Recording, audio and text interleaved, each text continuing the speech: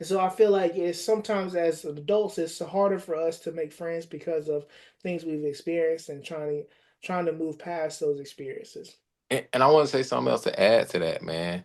Um, a lot of times I don't know if it's already been said, but a lot of times I feel like we forget how to be kids, or we forget what it was like being kids when we were just so free that we were kind of playing with everybody and you know and just taking risks.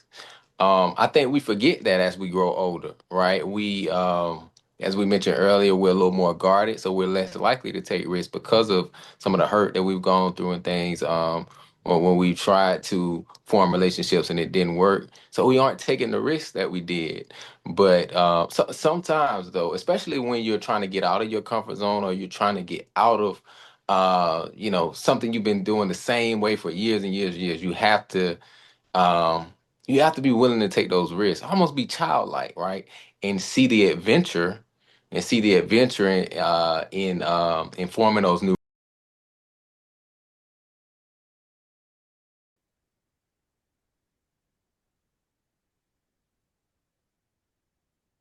All right, you go.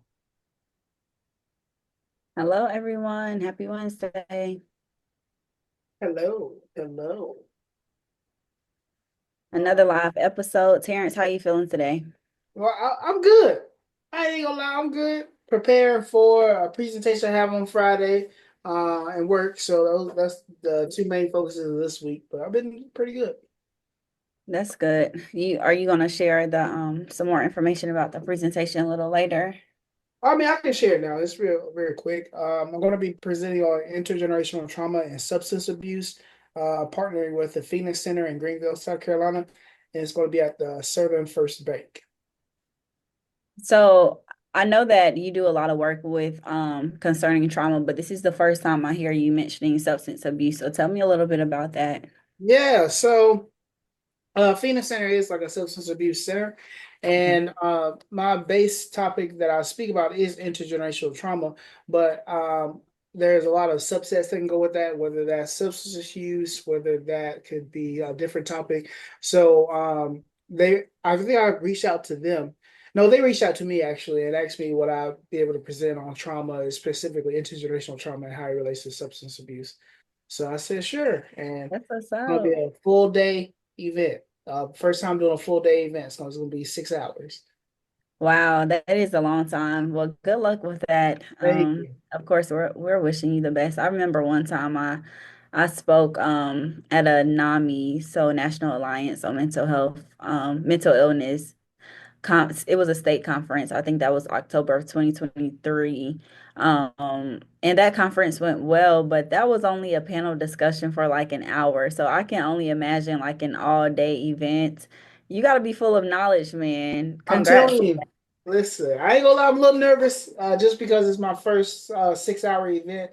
I've done a 3 hour one around Mhm. the topic, but this is six. So and it's in person live. So we gonna see how this goes.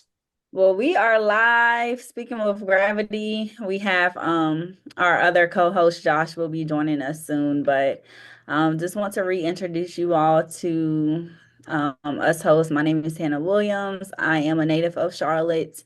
Thank you all for joining us live today. We're kind of switching up the typical platform and doing things a little differently. So I'm so excited today. It's been a long day at work, but I have so much. I won't say I have so much, but I have a little bit of energy left for Got a today's bit left in the episode. tank. Yeah, and whatever energy I don't have, I know my co-hosts they got me. Yeah, you know it, cause we live, baby. We live. Sounds good. Terrence, you want to introduce if anybody doesn't know the one and only Terrence? Yes, if anybody doesn't know, my name is Terrence Dawkins. I'm a licensed independent social worker, based out of South Carolina, Spartanburg to be exact. But I'm also licensed in North Carolina as well. So Sounds good. So today, so do you want to introduce the topic?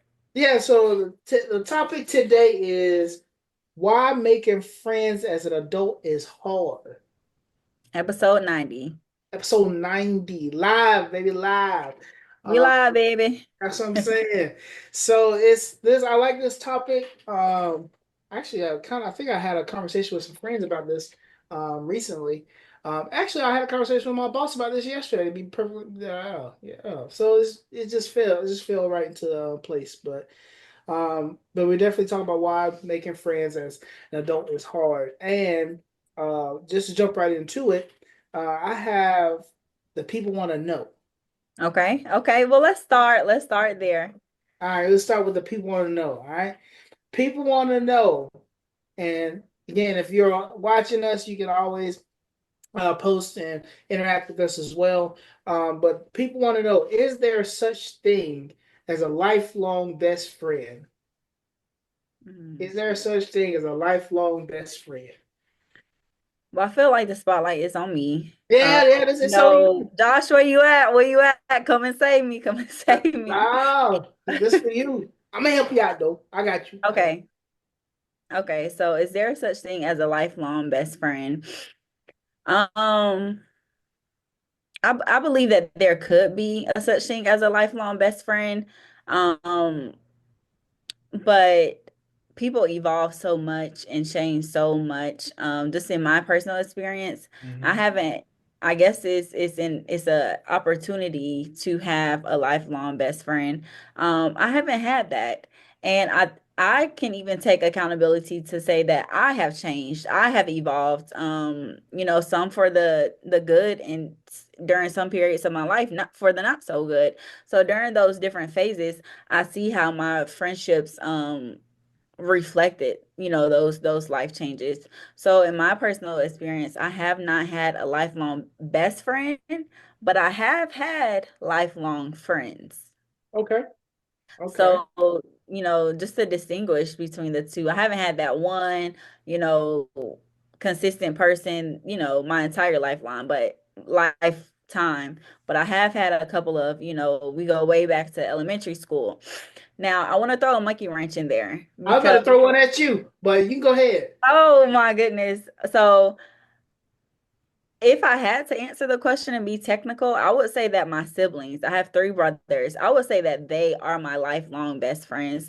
But what is lifelong? Like, we all are going to leave this planet. So if I had to be technical and answer, I would say that my brothers are my lifelong best friends, but that's my final answer. Yeah, that was kind of the wrench I was gonna throw in there because as far as like outside of family, do I have like that lifelong best friend? I don't. I've had long-term best friends that I've known. We've been best friends for 16 years up to this point. But as far as like growing up in, growing up together as toddlers, elementary school, middle school, stuff like that, I haven't had that experience personally. But my wrench, you took it from me because I was going to say, what about like family members? Could they be lifelong best friends? Whether that's siblings, whether that's cousins or it's something like that. Because I know I have a cousin who's like he's like my brother rather than my best friend.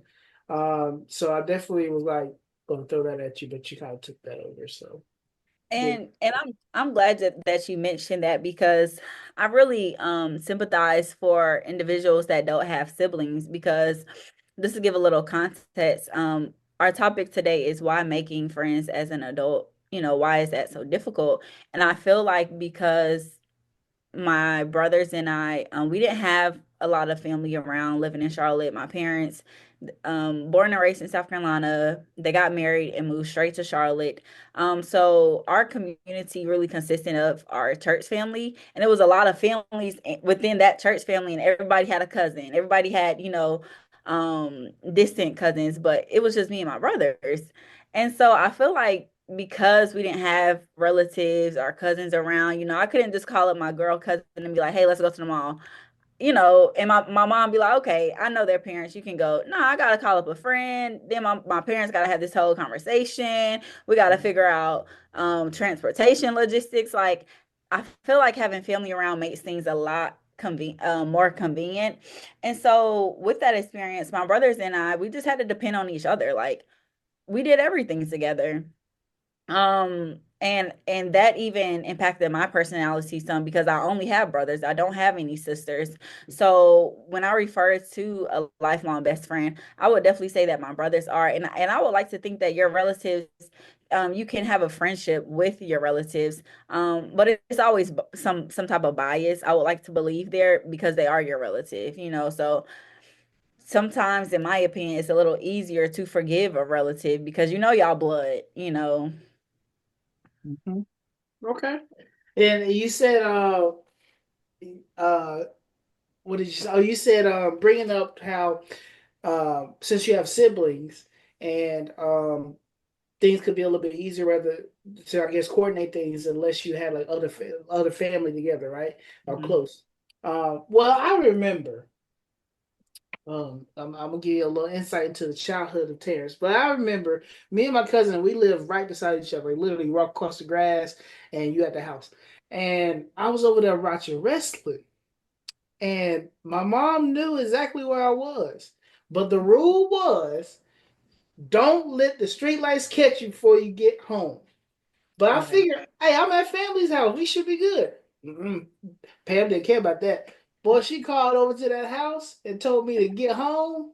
We ain't gonna talk about the rest of it, but still, that I bring up that story to say, um, you can have the best friends, and even if it's family members, but sometimes it still can be a little difficult. Like even though parents know each other and all that stuff, so, um, yeah, yeah, yeah. So I definitely think family members can be best friends. I could have a couple, so I do agree. So how about the What audience? Y'all let us know, if you do have a lifelong best friend, we want to know that. Do you all think there is a possibility or is there a such thing as a lifelong best friend? Do you agree? Do you disagree? If you do have a lifelong best friend, what's their name? We can give them a shout out. But interact with us a little bit. We want to know, is there such thing as a lifelong best friend? For those that are just now tuning in, I would who is like your to favorite family member? So why would somebody want to put me on the spot like that? Oh, I got what? All right, nope. Okay, go ahead. Easy answer. My mama. Bam. That's family. That's my favorite family member. My mama. Did Ain't I no. did I ask that? Who's Oh, your it's in favorite the chat. family?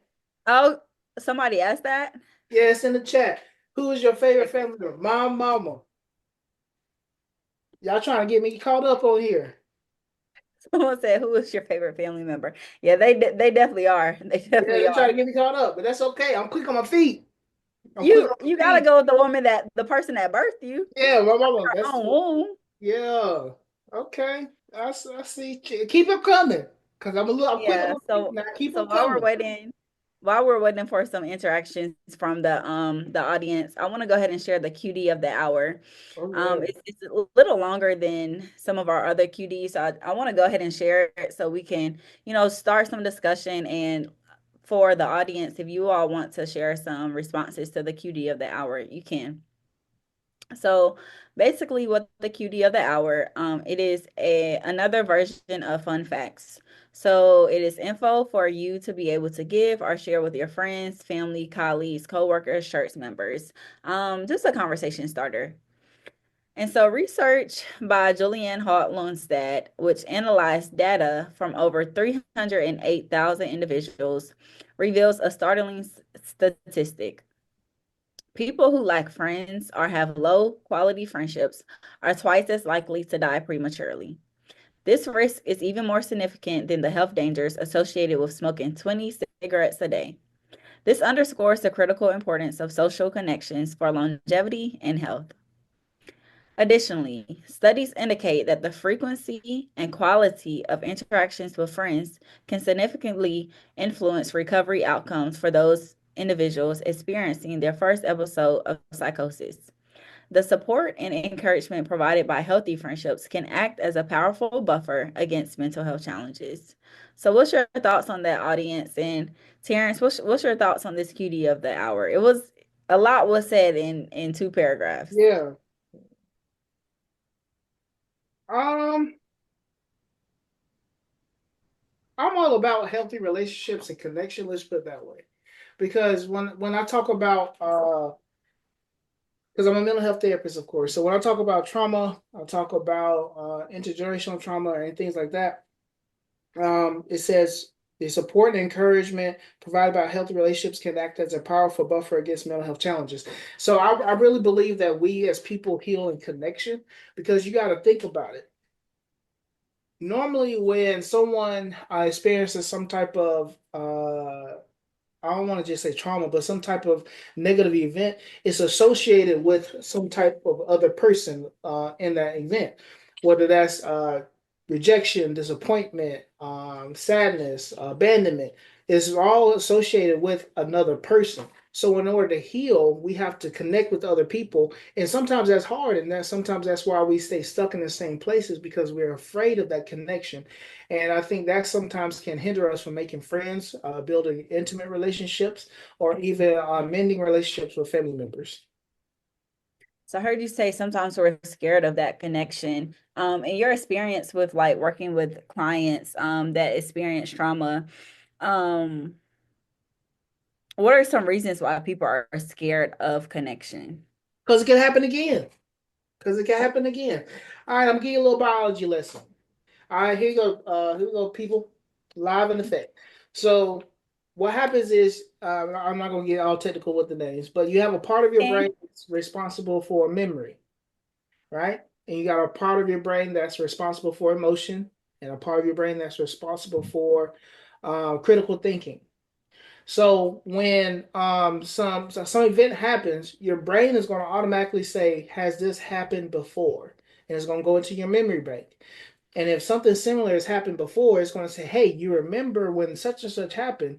And then it stops there. It doesn't even go to the critical thinking part, right? Because if you critically think through something, you can be like, "Oh, well, this is not like the last time it happened. It can be better." But no, you're going to go to the memory center. It's going to say, "Hey, you remember when this happened?" You're going to have an emotional response, and it stops with the emotional response, and your critical thinking part is not online. So, the reason to pretty much answer your question is why do people afraid? Because we experience emotional reactions to events, to probably previous events that we experienced, and that stops us from really trying to explore further because we're afraid that it might happen again. But what we try to work on in therapy is getting past that, what we call stuck point, and try to work through processing through it with your critical thinking part of your brain, and which is the prefrontal cortex, and then trying to work through that in order to show you that, hey, this is not like before. Things can be better in order to help you heal and gain those relationships and connections with other people, in order to try to heal whatever's hurt you in the past. You said you getting your doctorate degree in mental health? No, I didn't say that.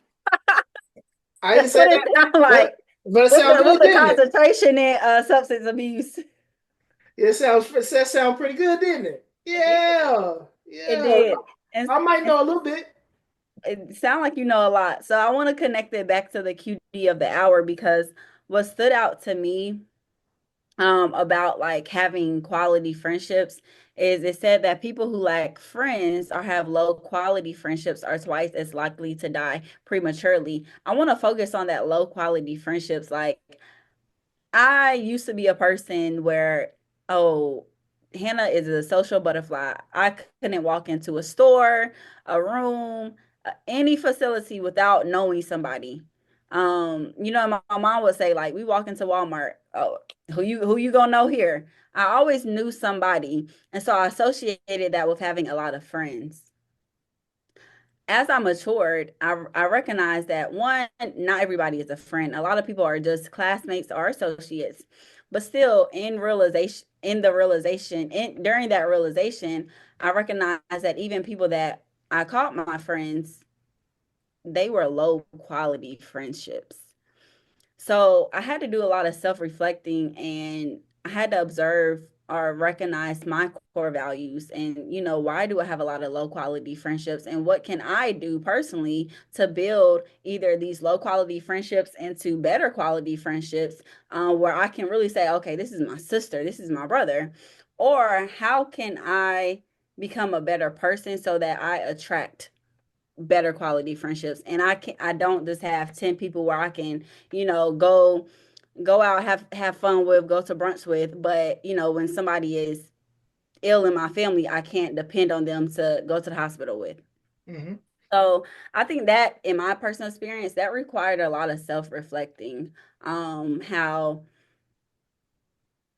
I would much rather have a couple of quality friendships compared to multiple or a lot of low quality friendships. And relating it back to the statistic, you know, when the more low quality friendships you have, or even the absence of friendships, is it compared to or relating to the statistic, it can produce a premature death. Hmm. And I'm trying to understand why. Well, the doctor ain't got an answer for that right now. Okay. As I far as feel like, why. well, I know there are a lot of reasons why, but I guess the why was more directed towards myself. You know, like why did I choose to recognize that those low quality friendships, they didn't serve me a purpose? That's even before I knew this statistic. You know, this happened so many years ago. But like I'm trying to understand what was the turning point where it was like, okay, enough is enough. And now that I have matured to understand that I prefer quality friendships. I prefer fewer friends that I can actually call friends. Um, the benefits of that is like so overwhelming, so much more joyful, so much more happiness, so much more peace. Um, and it says that the critical importance of social connections can lead to longevity and health. So that direct correlation just sticks out to me. Yeah. Okay, so you mentioned a turning point. And when was your turning point of, I guess, um, low quality friendships to really looking for quality friendships? I can tell you what my turning point was. I can tell you the story, but it was in right before I went to college. Um, one of my friends I thought was a best friend. You know, did some not so good stuff, and that kind of ended that friendship. And it had to be really like kind of like do some inner reflection on who do I want in my life. And so when I went to college, I started looking for those quality friendships instead of just being having associates or just mingling with whoever just because it's a new environment and whatnot. And that's where I said I have been I've had friends since I was for 16 years because I made that transition right before I went to college, and then I started building those quality friendships. So that was my turning point. If I had to reflect, um, I can't I can't think about like a specific turning point, but I know it was during like that middle school to high school time. And this just like a quick story. I remember like one of my so-called friends in middle school wanted to fight me over a boy. This was someone like me and her sat beside each other, sixth grade, seventh grade, Spanish class. I'm letting her look on my paper. And then we get to eighth grade, and a boy that she likes me, who I didn't even find attractive. You know how that Oh, her goes. man. It wasn't her man though, and it wasn't mine either. But this, just off the strength that she liked this dude, I got word like, oh, this person wants to fight you. And I'm like, what? How we go from sitting beside each other for 2 years, and then it leads to her wanting to fight me. So I do remember like I remember so vividly. I was like, why does this girl want to fight me? And I call her my friend. It made me reflect on not just my friends in school, but even my friends at church, my friends, that I play tennis with. Like, are these people really my friends? Like, who is really my friend? Yeah. So I'm glad how that cutie of the hour brought some discussion. I see some comments. It says you just made a friend. Mhm. Studios, okay. And then Tiffany, has social media impacted our ability to form real life connections? That's a really good question. So something just Thank came you to for mind. asking that, Tiffany. Yeah, thank you, Tiffany. And I got a response. I feel like social media originally probably helped us maintain friendships. I think that's where it kind of started. Now, it's since technology has got so advanced and is evolved, I feel like um, even though does help us maintain those real life connections and friendships, it also harms us in a way because of some of the things that are put out there. And people, I forgot where I heard it, but pretty much pretty much people post the highlights, the highlight reels, and we sometimes can look at their highlight reels, even if they're a friend, and be like, "Oh, I want that," or I wish I could do that," and then that gets us down upon ourselves. And sometimes, I'm not saying all the time. I'm just saying that sometimes I feel like that can cause us to maybe sometimes cause a little envy or friction in some friendships and whatnot. Low key though, because some people don't, express that. But I feel like originally it was formed and used to maintain and connect those real life connections, but now it's evolved to the point where it can be harmful. And you can see that with cyberbullying and especially in like elementary and middle schools and things like that, with people who they thought they were friends but end up having these tragic stories about them getting bullied and certain things happening all the way up into high school. So I agree with what you said. Has social media impacted our ability to form real life connections? I feel like that's an individual thing. If you are already an introvert and you don't prefer in-person connections, then and you prefer maybe virtual connections, then I feel like social media has helped you because it provides a platform to create more of a virtual world. And I only think of an example, one of my clients, I asked her to name her friends and she named like three people. And I was like, okay, where you meet these people from? Instagram. She was like, one lives in New York, one lives here, in Wisconsin, and one lives somewhere else. And I was like, okay, that's interesting. That's her generation. Um, but I'm so curious to see, to answer your question, Tiffany, I'm so curious to see how that would impact their real life connection. You can definitely create or I should say establish a connection through social media, but I would argue that it may not always be as authentic as in person. But that's just my stance because from what this girl told me, like when her and the girl up in New York met, they were just best friends. They had been talking virtually for so long that they had already built a connection and a friendship. And I want to relate it to like online dating.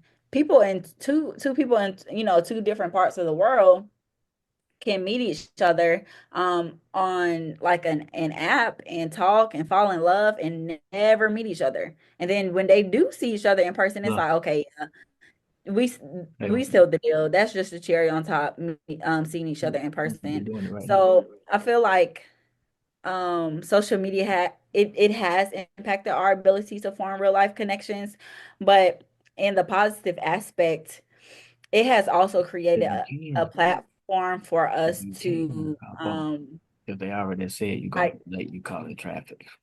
hey, hey Kirvin, we can hear If you you. can. So I feel like social media has created a platform for us to identify shared interests and communities, so that it's easier to connect with people. But that real life connection, I feel like it's never as authentic or genuine. yeah. Okay, I got a question. What is again? The topic is why making friends as an adult is so hard. What are some barriers that do you think makes it hard for adults to make friends? Or kind of go off that, do you think it's harder to make friends as an adult? And if so, what are some of the barriers? There we go. Thank you for rephrasing that question. I do think it is more challenging to create friends as an adult. In comparison to as a child, I feel like children take risk. They take a risk. They're not as calculated. Um, and they're more vulnerable. And so compared to an adult, adults have so much going on in their heads, a busy schedule, work, dealing with real life issues. Um, that we tend to overanalyze friendships. And not only do we overanalyze friendships, but now that we're older, excuse me, we're bringing more baggage. Mhm. We're bringing more trauma. And some of that trauma can even be related to friends. And I can use an example. Um, I can't think of who it was exactly. I think I was watching a TikTok now that I think about it. And this is to reference when the first time we discussed this topic.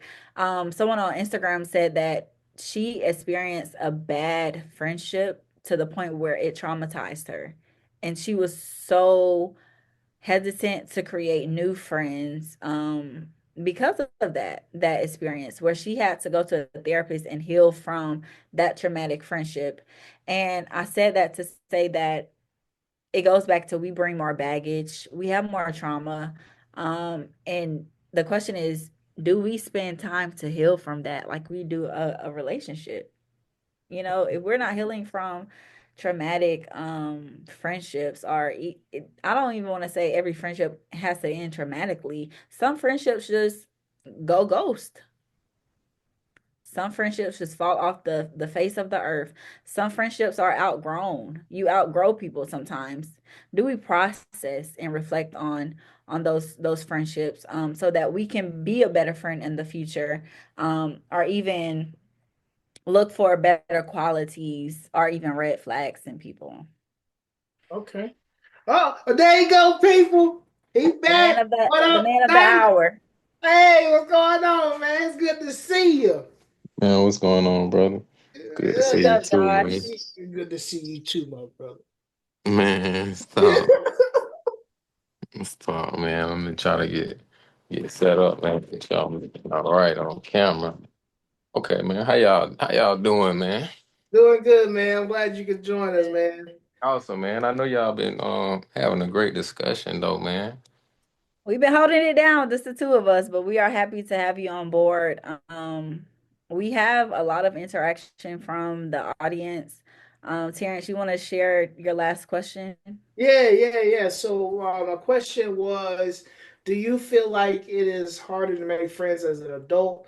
If so, what are some of the barriers to that?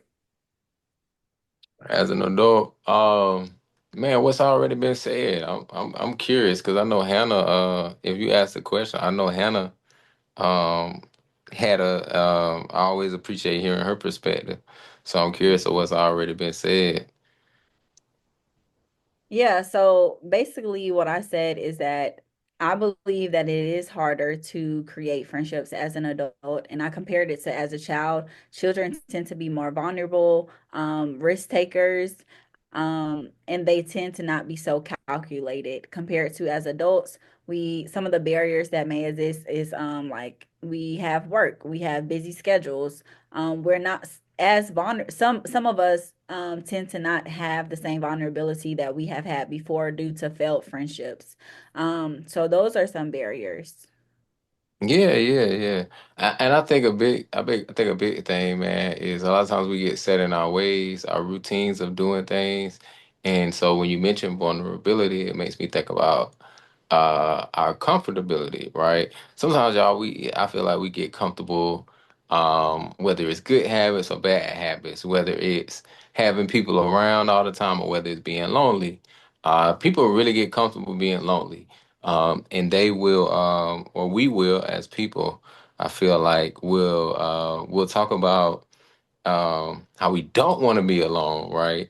But it's like we can get really comfortable being alone, and to the point where it's like when I get around people, man, I'm so used to being alone, so used to being by myself that now I'm outside of my comfort zone. And to your point, now I have to be vulnerable, and I think that comes into play a lot when we think about making friends as an adult. It's like I'm so busy in my career, I'm around my colleagues so much that then when I get out, and now it's time to like make friends and interact and things like that, I have to step outside of my comfort zone, right? Um, and have to form a relationship, and we don't always want to do that. We don't always want to put forth the effort either. I think one one thing that could relate to mental health too is I don't want to necessarily say trauma, but just from failed relationships, not just relationships with not just talking about partners, right? But even friendships, failed friendships, mistrust. Um, I think that sometimes we can look at situations where we could it's like, okay, this could be a situation where I can make a great friend, but then we'll judge different things about the person, and we'll come in with our own preconceived notions of what this person, what an interaction with this person might be like, and we'll shy away from it. So a lot of times we get really guarded as adults because we've been let down in the past a lot of times. So that's what that question makes me think about, Terrence. And I'm interested to hear your perspective. Because if you ask the question, I know that you're thinking about how you feel about it as well. Why I always got something to say, man? Maybe I don't Listen, have a listen. perspective. Thoughtful questions come from thoughtful people. So Well, I know. I like the way you put that because maybe I do got something to say. And so anyway, I think just playing off of everything that both of you said, um, I feel like as an adults we get into a mindset of sometimes some people sometimes get in a mindset of, oh, I don't need anybody, or like you said, they get comfortable with being alone because of failed friendships, relationships. And what starts to happen is, like I said before, we start to have we start to remember these things, and it's in us in the back of our heads. It literally it's in there, and it'll come up from different experiences, and that's what it'll remind you of. Remember this happened. Remember this time, and Mhm. that's where we start to judge people and start to poke out different things. Like even if that person could be a great friend, if they do one thing that triggers some type of, I don't like the word trigger, that reminds you of some type of event, then you automatically respond to what? That particular event, not the person, but what they did or what they said. And so I feel like it's sometimes as adults, it's harder for us to make friends because of things we've experienced and trying to move past those experiences. And I want to say something else to add to that, man. Um, a lot of times I don't know if it's already been said, but a lot of times I feel like we forget how to be kids, or we forget what it was like being kids when we were just so free that we were kind of playing with everybody and and just taking risks. I think we forget that as we grow older, right?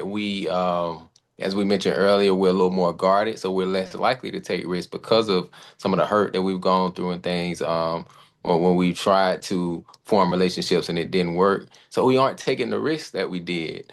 But sometimes, though, especially when you're trying to get out of your comfort zone or you're trying to get out of, something you've been doing the same way for years and years and years, um, you have to be willing to take those risks, almost be childlike, right? And see the adventure, in forming those new relationships and the Right. excitement, because it is exciting at the end of the day if you see it like that. But it's all perspective. It's all perspective. I know what helps me. Hopefully, this is a gem that can help someone out there. I read a book one time. I can't remember the name of it. I have to find out and let our viewers know. But it was all about forming relationships, but it was from the premise of being interested in people, being genuinely interested in people. I mean, if you want to, you can fake it till you make it, but why not like genuinely be interested in a person, right? And you never know where that interest in someone else and what they do and where they're from and why they think the way that they think. You never know where that interest will take you, or how far into a relationship, into a friendship that interest will take you. So I think that's something that we want to continue to do is be curious, right? Be curious, be interested, and be willing to learn about people. And I think that we lose that as we get older, and we have to find that again, that childlike interest and curiosity if we want to as adults build meaningful relationships. But it's also being intentional, right, about the relationships that we build. And we don't want to build no toxic relationships out here, nothing like that. So And I just wanted to add that. Just wanted to throw that in. I'm glad that you mentioned the word curiosity because that reminds me of that childlike mentality. How you can be an adult but still be in tune with your child, with your inner child, and take the risk of, trying to build new friendships, if that's a desire of yours. And just wanted to mention we have one comment from the chat. What kind of roles do busy people, excuse me, what kind of roles do busy schedules play in making or breaking adult friendships? So thank you, Sydney, for that question. And I feel like to respond to that, one barrier can be when we talk about busy schedules, it's just a lack of effort. Yeah. I feel like child friendships during your childhood, they don't always require as much effort as your adult friendships, because now you actually have to plan to link up. You don't just have play dates, or you don't just see your friends at school or in college anymore. You actually have to be, one of you all said, intentional about linking up with your friends. So just a lack of effort in itself can really make or break a friendship. Friendships need to be nurtured just like relationships do. So if a friendship is one-sided, that can lead to a friendship breaking up. And then just ultimately people falling out of touch with each other, that can contribute to a lack of effort on one end or the other. Hmm. So thank you for that question, Sydney. Yeah, yeah. Thanks, Sydney, for that. Yeah, I'll admit sometimes I'm a terrible friend, just because I don't seek to. I can think about my friend and be like, man, I wanna hit them up, and I should do it on the spot. So that's one thing I've been trying to get better at doing. But that's one thing I need to get better at because I can think about someone, but it's like if I don't see us linking up really soon, then it's like I might not hit them up at the time, and so I definitely want to get better with that. And to your point, when we were younger, I think like for myself, like a lot of the friends that I was around, were, like right there in the neighborhood, so I could go and see you. Another barrier is like. Man, I got people that I know that have moved to the other side of town, right? Or that are in another state now, and so it takes a lot of effort. Again, to your point, to keep that relationship lasting. And so when we talk about making new friends, it's like I can meet someone. Hey, you cool, man? I'm on the east side of Atlanta. They all the way over in Marietta. You know what I'm saying? That distance also makes it tough. So distance, I think, can be a barrier sometimes too. This is can be a barrier, but what back to what Hannah said. You Hmm. if they really my friend, or we can create a friendship or whatever, I make the effort to, oh, let's meet in the middle, or I'll That's why come we in. gotta be intentional. Yeah. It's be intentional because I got friends that's in Atlanta. I got friends that's in Charlotte. One of my friends is in Baltimore. So I got friends spread out, but we don't like talk every day because again busy schedules. But we do be intentional about touching base to make sure everybody's okay and making plans in the future, whether that's during homecoming or something, making sure that we can get up and things like that. But like you said, being intentional and making an effort. So I do think that I agree with Hannah on that part too. And man, And if then y'all are struggling to make friends too, man, I say try to find some clubs or organizations or something like that to join where people where you can find your tribe, right? Um, or even if it's even like going out to events. I mean, sometimes you may be going out by yourself, but if it's something that you're genuinely interested in, 9 times out of 10, you'll meet someone who has something in common with you because they only there because they interested in whatever it is as well. Um, somebody said, so what kind of clubs? getting out there, huh? What kind Somebody of said, clubs what you kind trying of to go clubs are to? you referring to?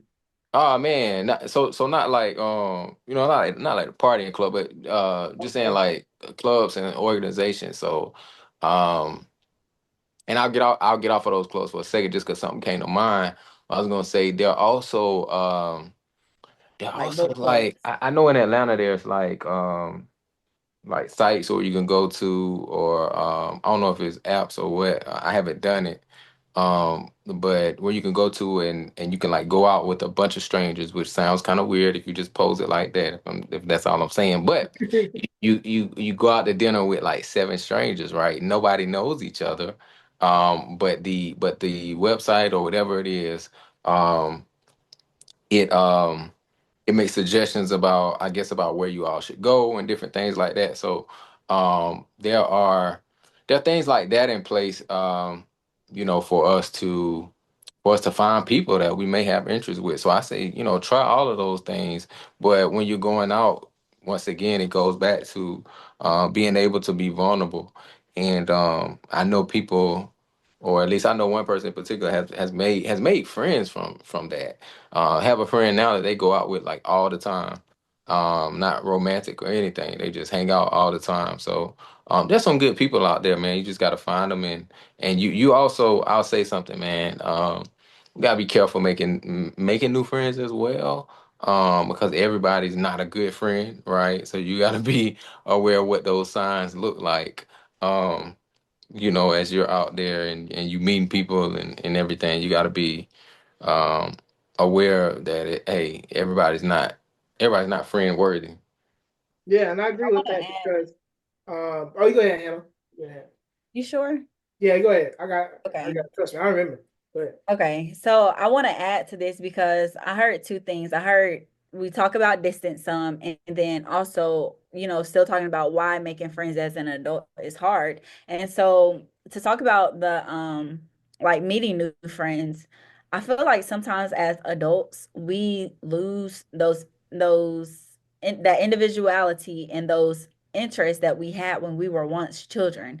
When we were children, we were involved in school clubs, we were involved, we knew what subject we liked, math, science, history. Okay, so we're going to gravitate towards the people that like math. Or if I like history, I'm going to gravitate towards the people that like history. We were involved in sports, whether you did football, track. Okay, that's a core, I don't want to say a core value, but that's an interest. Where we just gravitated towards people that had mutual interest. And so I feel like as adults, we can get so fixated and focused on our careers and families that we sometimes don't value those interests that we once had. And I can just use myself as an example. Like, I love to bake cakes. And that is something that I grew up doing. And for a large period of my lifetime, I would say from the age of like 17 to 24, I did not bake one thing. I did not. And then as I got back in tune with that interest, I feel like okay, now there's a whole community out there that I can tap back into. There's a whole community of bakers that we all love baking cookies or we all love baking this. That's a whole community I can tap into. But if I had never revisited that interest of mine, you know, so and then also to speak to the point of distance, I don't feel like in my opinion, I don't feel like you have to see a true friend often, but I feel like you do have to be intentional about communicating. So if you know that, I have friends that one of my closest line sisters, she lives in Alabama. I haven't seen her in over a year, but we are intentional about our communication. And then we also are accountable that when one of us falls off, okay, hey, I haven't heard from you last week, or it's you been a kind of ghost, anything going on. We hold each other accountable so that we can nurture that friendship. Yep. I love it. I want to say, man, I was about to laugh over here if anybody saw me, because man, you had something moving in the background. It's a shadow. I think it's The a balloon. balloon. Oh my gosh, it was a shadow that just kept Well, moving. don't be talking about having stuff And, moving in the background. You have and, me looking like, what's going on? and you couldn't see the Now you balloon. had me All you could scared see was about the what I'm talking shadow. about, something moving. All you could see was the shadow, and I was over. I was tripping, man. So that's why I was laughing. If you saw me, I tried to put my Oh, that's head down. funny. Yeah, but Yeah. Terrence, what's your I thought agree. though? about to I say something. agree with both of you guys because I ride motorcycles Oh, and I'm really? just like, yeah, so trying to find like when you said find someone that have, or some people that have the similar interests or such as baking cakes and things like that, that can help with making developing friendships because like I'm in a group now, our club now, where we're real close. We ride together, we go to different events together, we do community service together. So, even as an adult, creating those new friendships, we've gotten real close just off of the similar interests of, cars, motorcycles, dogs, and it's a part of a lifestyle. So yeah. Sounds I good. love it. I love it, man. Yeah, man, and I feel like, man, if it's not like a like a club or something out there like that you're really interested in that you don't know about, man, make one almost, right? Like I think about like how in school we had chess clubs and different things like that. When it comes to your interests, 9 times out of 10, there are people out there that are interested in things like, things like you as well. Um, so I mean, I feel like you can create that structure around things that you're interested in and invite people to join you. I mean, at the end of the day, I think about and this could be another way to kind of find your tribe as well. You just want to be careful. I know they're like on Facebook and different social media sites. I know, folks, they actually create groups and things of people that have the same interests. You have it's a lot of them out there too, y'all. So you can find people that have the same interests as you. And yeah, I think that's another way to make friends. Yep. And I would also just if making new creating new friendships as an adult has been challenging for you, I would just or even any phase of life, once you go to college, creating new friends there could be challenging. Going from middle school to high school, creating new friends in any type of new environment that can be challenging. Again, I'll use myself as an example. I am relocating to a whole new city soon. So that is something I'm already thinking about. Like, dang, I got friends here in the city I live in. I'm going to have to create new friendships. How am I going to navigate that? So I just want to challenge other individuals to expand your social circles. If all of your friends look like one type of group, maybe expand outside of that identity. Just expand your social circles. Another tactic or technique is just to take small steps. And I like how Josh you mentioned there's an app in Atlanta. And I'm sure it's not just in one city, but it's an app you can use to just go out with random strangers. That is a small step that can create a potential lifelong friendship. So just taking small steps one at a time. Yeah, But one thing definitely. I can say is that friendships require patience. In what regard? I would say that any interaction with another person requires patience because it's outside of you. Um, it's easy to operate when life revolves around you and you create your own schedule. But now you are trying to plan a vacation with a couple of friends, and now you have their schedules plus their families, schedules to take into consideration. So that requires patience. I also think that friendships can require patience because people change. So if the friendship is worth holding on to, then you might not get the same version that you want of that person that you once experienced. So that takes patience. And I think not and one thing that came to mind for me is you know, um being open to making friends with a friend of a friend, right? Um so um for instance, for example, I guess inviting your friend out and telling them, hey, bring a friend along, right? That kind of expands your network right there. I just think of that as like another strategy. Y'all, before we conclude, I have to share this because Josh, you just made me think about something. So as I'm relocating to another city, obviously I have friends here in Charlotte, and also college friends. And so literally one of my college friends, and one of my hometown friends that I went to high school with, so a college friend and a high school friend, we all went out to celebrate my birthday together back in December. And basically the two of them like clicked up. And they're like, Hannah, you about to move to a whole new state anyways. We gonna need like we gonna need some friends around us. Like we want this to exist. And so at first, I'm like, okay, cool, cool, I'm down with it. But now they linking up without me, y'all. I feel Yeah. some type of way. I Yeah. feel some type of way. But no, realistically, I'm happy. I'm happy and I love when my friends from different groups or different friend groups can come together and just have a good time. It happened to be my birthday that one time, but even if it wasn't, like just different friends coming together for a good cause and then y'all go your separate ways and still have some type of connection after that, that speaks volume. So I'm a little jealous when when they link up without me and I'm stuck wedding planning inside the house. But I'm so appreciative that they have built a friendship, um an authentic friendship, I can say. One of my best friends,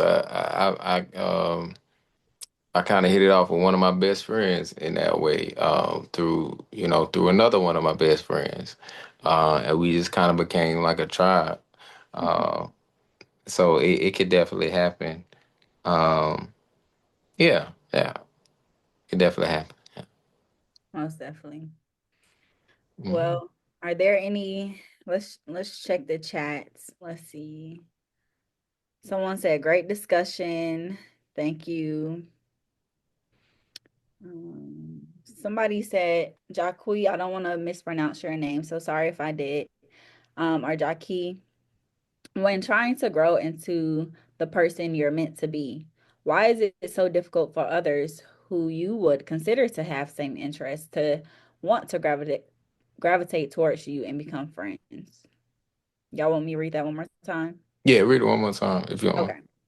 When you're trying to grow into the person you're meant to be, so when you're striving towards your full potential, the person you always envision yourself to be as a child, why is it so difficult for others you would who you would consider to have same interests to want to gravitate towards you or become friends?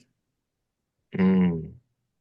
Are you saying? I wonder if they're saying, because I got something on it, but I'm thinking about um when it sounds like you're in a stage of evolving, of transforming to the person that you either want to be or that that life is taking you to. And I was thinking immediately. I thought about kind of like when you start kind of losing friends or losing touch with people. And I think that that's kind of just going to happen. It's going to take effort for you to keep those relationships going, and it's going to take you also realizing that y'all are both going to change, and it's just going to take effort on your end. But if we think about when you're kind of transforming into you know when you're in that transformation phase, if I'm thinking of the question right now, if we're asking, why potential new friends or, strangers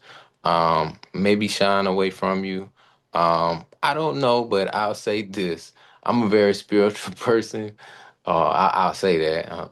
I'll say that. And I'll say that sometimes, maybe I should let y'all answer. I'm going to just say this. Sometimes when you are growing and you are evolving, sometimes you don't need a whole lot of people around.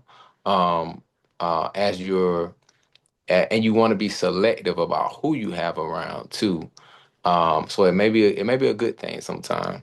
The energy that you're giving off, you may not need certain people around sometimes. So I don't know. Just think that's what comes to mind. I'll let y'all answer that, but that's what came to my mind.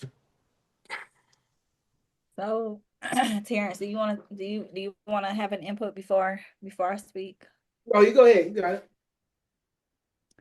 So, the question is, why is it so difficult for others who you would consider to have same interests to want to gravitate towards you and become friends, and they obviously they don't. Two things that stick out to me is jealousy, and something else that sticks out to me is perception. So maybe you growing into the person that you want to be, career aspirations, family oriented, whatever. You're growing into the person you're meant to be. You may still perceive those friends as you may still have a perception of those people that you were once friends with that is just a perception and it's not reality. So me and so and so, me and my homegirl back in the day, we used to love to do this. This is something we always did. We always went to brunch together. Well, that might just be a perception. That might be history. And as you have evolved, maybe that friend hasn't evolved. So you have an expectation based off of that perception. And then the other word, jealousy, is that sometimes as you evolved, and I feel like Josh, you hinted to this a little bit. As you evolve, you don't always need everyone around, because not everyone is evolving with you. So if you're evolving and someone else is stagnant, or they're experiencing life at a different rate than you are, that can cause jealousy sometimes.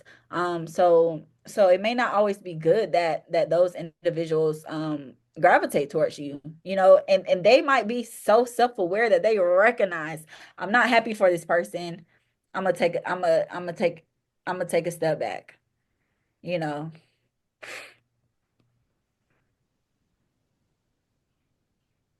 Most definitely, most definitely. Energy. I talk about that a lot. Is and then also, I'm the type of person I think that's kind of that can kind of be bold with my energy too. So like if I'm in a good mood, that can rub somebody the wrong way. If everybody else in the room is like kind of down, or they feel like they want to be down, about something, and I'm coming like with a happy-go-lucky type of mood, and some people may shy away from that. Um, yeah.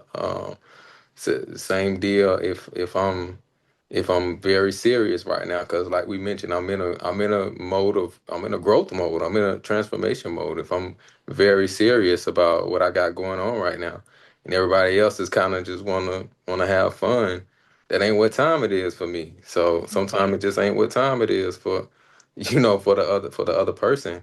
Um, but you'll kind of sense, I feel like, when you're around people who have the same type of energy as you, have the same type of things going on as you. Now the thing about it is what happens when you come out of that season and somebody else is still in it, right?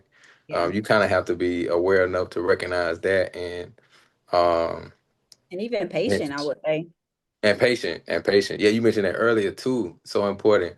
You have to be patient enough if you want to keep that relationship going with them, you have to just be able to recognize, we're in two different places right now, but that doesn't mean that, that we can't still be around each other, or maybe, right now is it the time? Right now is it always, the time for us to link, and that's cool.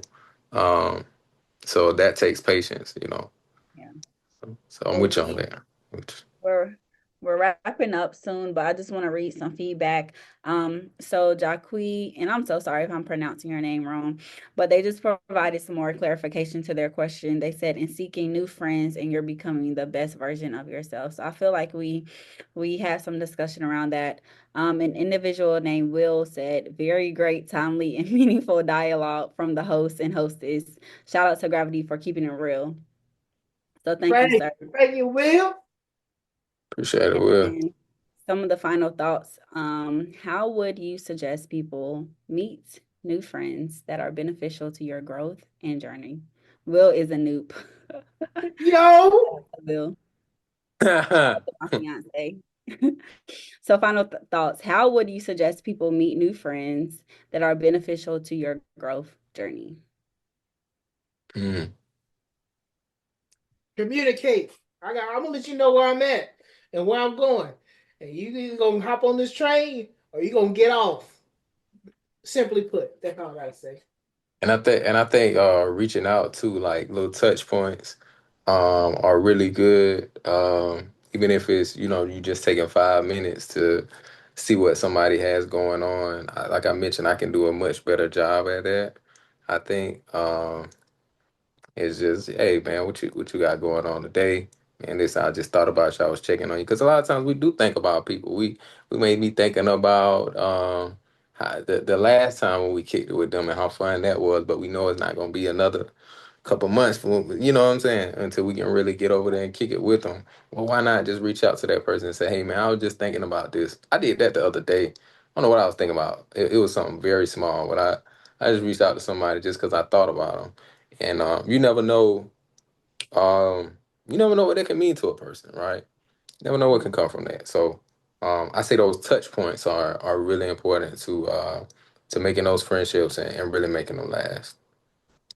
I'm gonna put myself in the spotlight a little bit, but I think one technique that people can meet new friends is to be open and approachable. Someone Mhm. told me a long time ago, I thought you was mean. You always have this straight resting face. I'm like, no, I'm just deep in thought. I'm so business minded that right now I'm thinking of a master plan right now. Y'all don't even Mhm. know it. But it came off that I was not approachable.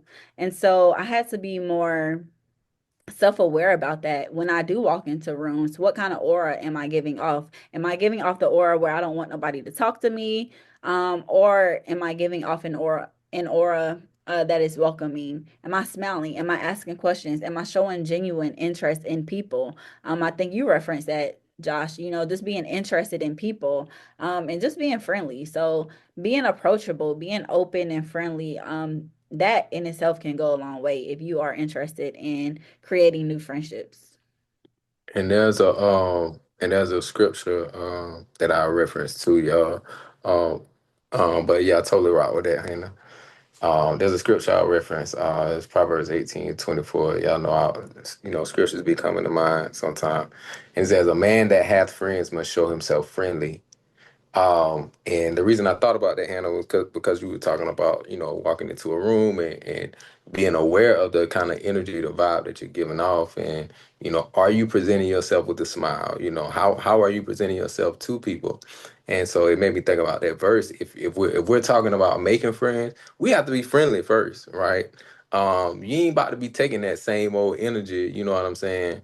Yeah, that same old energy that you giving off that has been a barrier for you in relationships and whatnot. The type of energy that's like, this is my way and this is how it's gonna be. You ain't taking that into no situation. Really making friends, um really making good, genuine friends, lasting friendships. You only do that, in my opinion. You only do that by being friendly, by being the type of friend that you wanna meet, right? And when you're giving out that energy, you'll receive it too. Sounds good. Sounds good. Shout out to Shawanda. I love Gravity Sensor. Thank you all for joining tonight. Josh, we missed you the first couple of minutes, but you joined, and it's just like we were meeting in person. So shout out to you all. Shout out to you, Terrence. Good luck for your speaking engagement later this week. Good Thank you. Lord, Please Terrence. support. Thank you. Yes, sir. We know you'll kill it. I And will yeah, try. man, I Come hopped on. on. I felt like y'all put me on the spot. So, Oh, we so did yeah, We had yeah. to. Felt and like, did. yeah. So, Come on, so we yeah, had I had to. a great time this episode though. Um, and yeah, man, looking forward to the next episode. Well, you all, audience, if you all have a topic if you all have a topic that you would like for us to discuss related to mental health or life in general, we can always tie any topic into mental health. So if you just have a topic that you're interested in, us creating some discussion around, or if you are interested in joining one of our episodes as a guest, then please contact Speaking with Gravity. We are on so many platforms: TikTok, YouTube, Instagram. Send us a DM. We are so open, just to connecting and collaborating with other individuals that have some expertise in other areas that we don't always have experience in. So For sure. thank you all for joining tonight. And one thing I say is stay tuned for information about the live, about the in-person event. Information about that will be coming out soon. We'd love for you all to join us in person. Um, all the great people that Yeah. are watching would love to have y'all in the audience. Y'all contribute to the conversations. We're really looking forward to that. Really looking forward to that. Yep. I'm glad you mentioned that, Josh, because we do have our 100. Speaking with the Gravity has our 100th episode coming up soon. So, Yes, you know, sir. it's going to be a celebration. It's going to be a good time, a lot of good information, good connections, networking. So look forward to more information about that. All All right. right. Take care.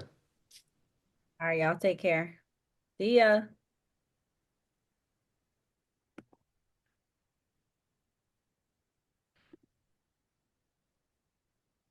I don't know. We supposed to leave the meeting. Josh just hopped off. He just said bye. He gone.